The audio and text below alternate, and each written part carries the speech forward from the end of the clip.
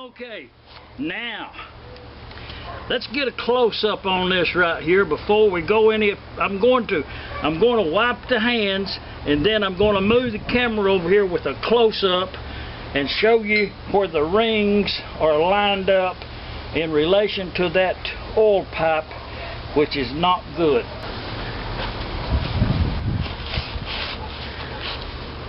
Okay, can we see that? Two of them are directly in the top, and the other one is just kind of to the side a little bit, maybe in relationship to the center. If you pull the piston on out a little bit, you can see that this oil hole is center of the piston, and these two are lined up straight on it, and this one is over just a little bit. The other one, let's turn this one, and quite a bit of wear. Well, they're worn out, but let's turn. Okay, I felt it. The groove on the front one is direct on the other side over yonder, right here. Yeah, well, that wasn't very good focus, but there that is. Okay, we'll get that out of there and proceed.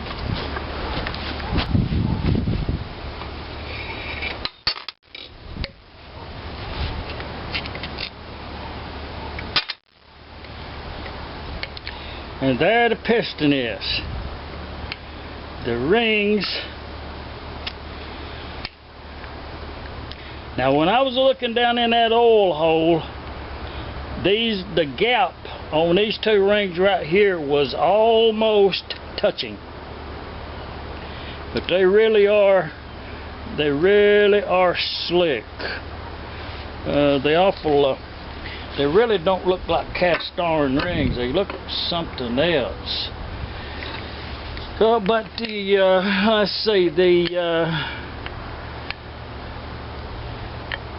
okay, now looking down in the piston yonder, I can see that the bushing is loose in the rod, so that will have to be addressed also.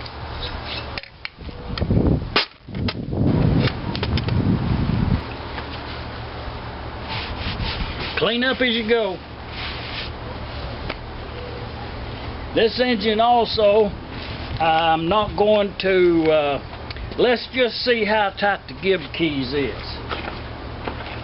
Also on this engine, I had not planned on painting the engine. Just kind of leave it as is. And I do not classify this engine in its work clothes. I don't feel like that a mechanic would have. Well, actually, this is not too bad. But some of them is just rusted.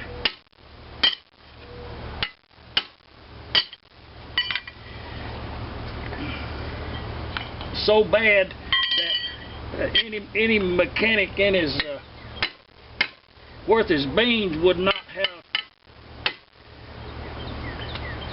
Okay, I'm going to have to get a clamp to put on there and clamp this into there, because of the angle of the head on the gib wants to come away.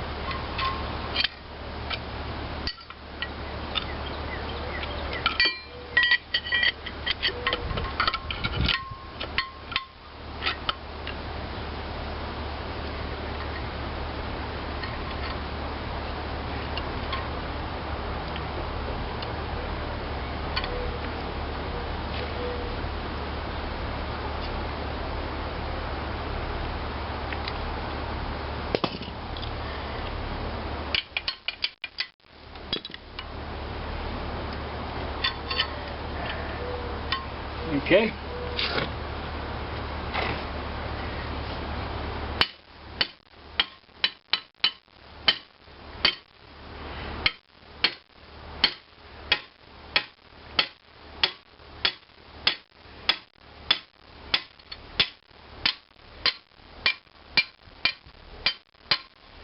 And if it don't come out, get a bigger hammer.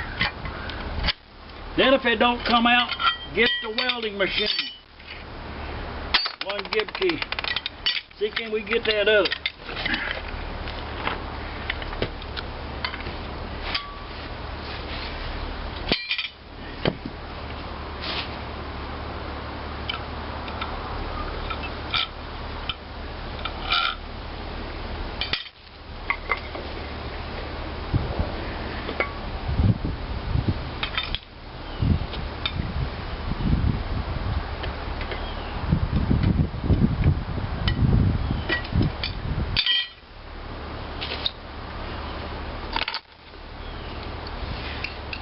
Remove the greaser.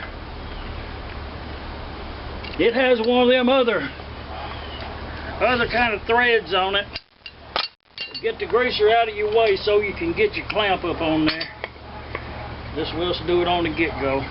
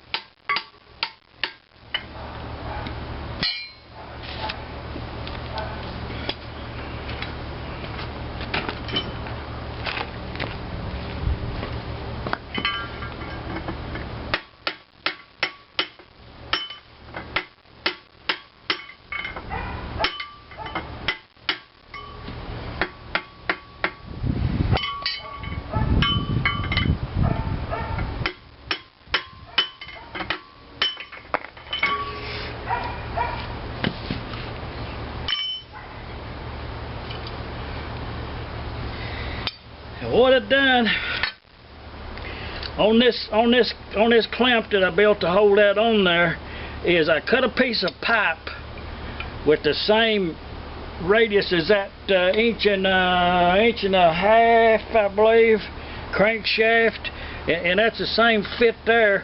And then I put a pad on here big enough to hold that straight, and that's the way you get a gib key out. Gib keys. Now these I didn't take these flywheels off. I just moved them in. So I'll dress that up right there with a piece of emery cloth. Okay, let's get us a glass of tea, sweet country style. I'll dress them shafts up and then we'll come back.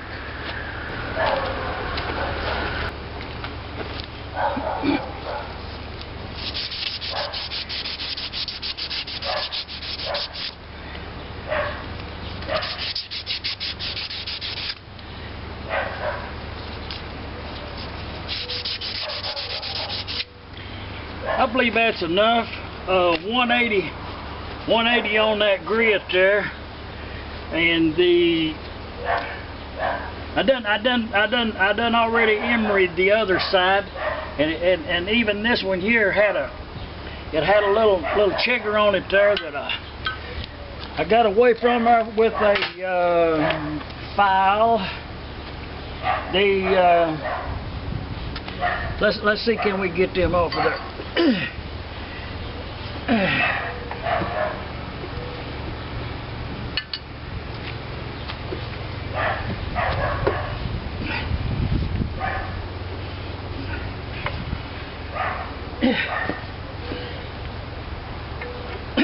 One flywheel.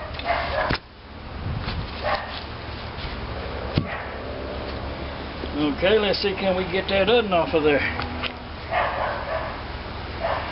And it just kind of wants to turn. Let's put a little bit of that, some kind. Brand is pretty much irrelevant. Put some piece of wood in there to hold that crankshaft. Put you some of that there. Yeah, that right there's Kroll. I forgot I had some Kroll. It don't matter what brand, just a little lubricant on there. Remember, there is a difference between oil and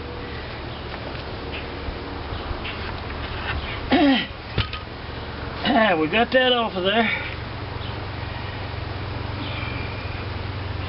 We might do a little. I kind of think that's a repair right there, because I can see some brass right in yonder. I believe somebody. We'll have a better look at that right there. I think that's been a repair. Another flywheel. You know, they don't have a choice. Get them off of there.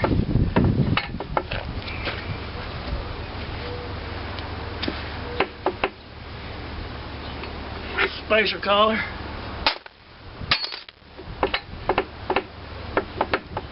Okay, now up and down play. What I'm talking about is how much play is in the shims, and you get a hold of the crankshaft and go up and down. Okay, I can see by the oil squish. It's quite a bit. On this side over here, it's more. And then the side play is about 1/8 of an inch. And the front and back is a lot on that side. And this side too. So, I guess probably